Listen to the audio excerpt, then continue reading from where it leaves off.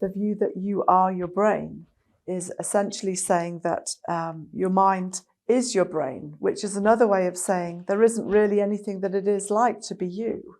But of course, that's an absurd way of thinking about human beings. The person expressing that view would be essentially saying that my first-person perspective is that there is no first-person perspective, and that's not a coherent view. And secondly, we don't live as though there's nothing it's like to be us. We live as though we have a genuine, authentic experience of the world as individuals that is to be taken seriously.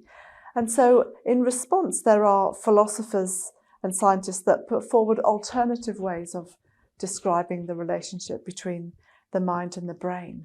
And very briefly, in summary, one of those is to say that the brain generates the mind, that when a number of components come together, something new comes into being out of the brain, which is the mind. This is a view that is held by both agnostics, atheists, and some Christians.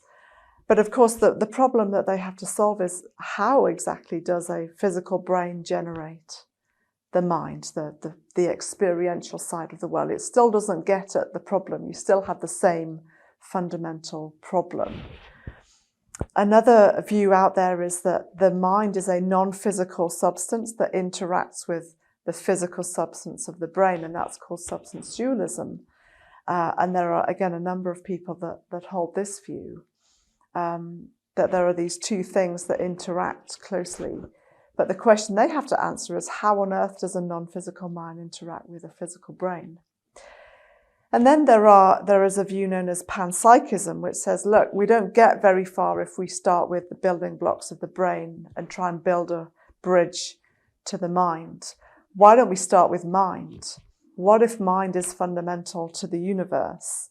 And this view says that there are conscious elements in every living thing, right from human beings down to the lowest kind of molecules and even into the atomic scale and inanimate objects.